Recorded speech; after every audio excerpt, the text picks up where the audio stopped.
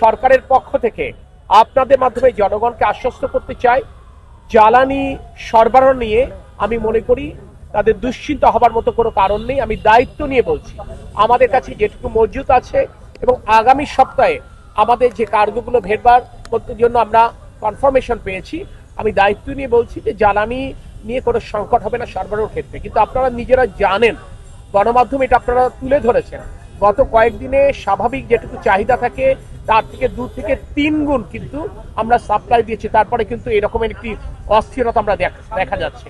আমি যাদের সাথে কথা বললাম অনেকে কিন্তু স্বীকার করেছেন, সাধারণত ওনারা যতটুকু তেল নেন আজকে সবাই ট্যাঙ্কি ফুল করতে চাচ্ছেন, অর্থাৎ একটি সংশয় থেকে, একটা দুশ্চিন্তা থেকে, আশঙ্কা থেকে ওনারা এটি কাজটা করছেন। আমি তাদেরকে এটুকু বোঝাবার চেষ্টা করেছি যে দুশ্চিন্তা করবার কোনো কারণ নেই, আতঙ্কিত হবার মতো কারণ নেই।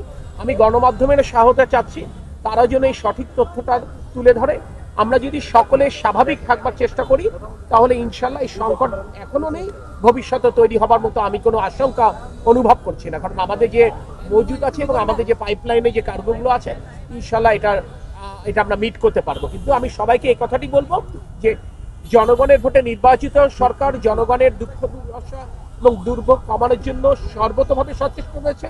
আজকে ছুটির দিন আপনি দেখছেন আমার পাশে জ্বালানি এবং খনিজ সম্পদ মন্ত্রণালয়ের সচিব দণ্ডায়মান, আমার বাম দিকে বিপিসি চেয়ারম্যান মহোদয় দণ্ডায়মান।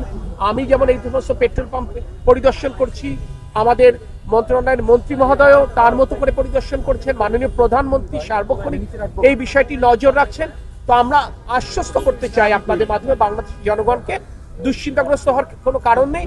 আমরা যদি আমাদের স্বাভাবিক চাহিদা অনুযায়ী আমরা তেল নেই পেট্রোল পাম্প থেকে, আমি মনে করি সংকট আগামীতে হবে না ইনশাআল্লাহ। মাননীয় প্রতিমন্ত্রী, দাম বাড়ার কোনো সম্ভাবনা আছে কিনা?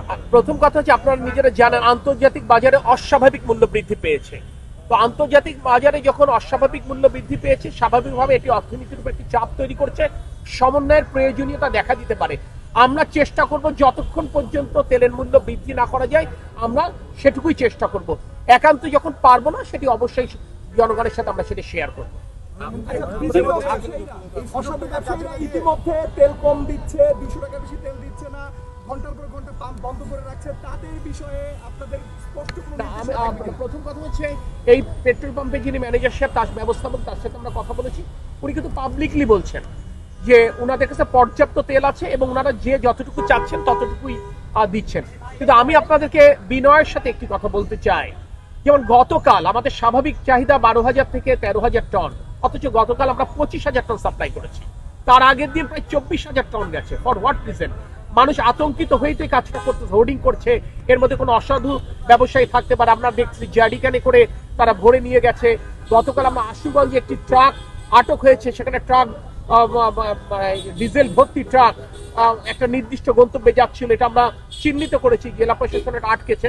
তো স্বাভাবিকভাবে আমরা যেটা বলবো যে প্রয়োজনের অতিরিক্ত কারোরই তেল মজুত করবার প্রয়োজন নেই, কারণ পর্যাপ্ত মজুদ রয়েছে। বরঞ্চ আমি মনে করি বৈশ্বিক এক সংকট মোকাবেলায় দেশবাসী আমাদেরকে সহায়তা করবে। প্রয়োজন হলে আমরা ব্যক্তিগত যানবাহন অ্যাভয়েড করে গণপরিবহন চলবো।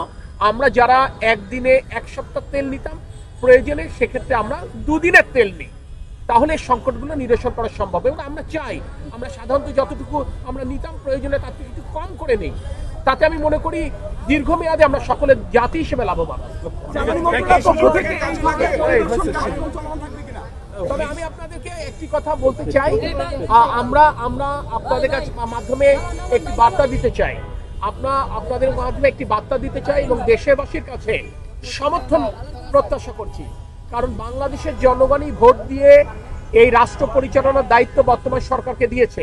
আমরা তাদের প্রতিনিধি হিসেবে এই দায়িত্বটা পালন করবার জন্য সর্বোচ্চ চেষ্টা করছি। সেই জনগণের কাছে আমরা সহায়তা চাই, কারণ আগামী রবিবার থেকে দীর্ঘমেয়াদে যেন কোনো সংকট না হয় জ্বালানির, আমাদের কিছু রেশনিং করতে হবে। এ ব্যাপারে আমরা নির্দেশনা লিখিত আকারে পেট্রোল পাম্পগুলোকে দেব। আমি গণমাধ্যমের সহায়তা চাই এবং আপনাদের মাধ্যমে জনগণের সহায়তা চাই। এইখানে যদি আমরা সবাই মিলে একসাথে কাজ করতে পারি, দীর্ঘমেয়াদে ইনশাল্লাহ বাংলাদেশে জ্বালানি সরবরাহের সংকট হবে না। ধন্যবাদ। এই সুযোগটাকে কাজে লাগিয়ে কিছু অসাধু ব্যবসায়ী ভেজাল তেল বিক্রি করছে তাদের পেট্রোল পাম্প থেকে, এবং এটার কিছু ভিডিও আমরা সকলে মিলে যদি সতর্ক থাকি, ভিজিলেন্স টিম অ্যাক্টিভেট হবে।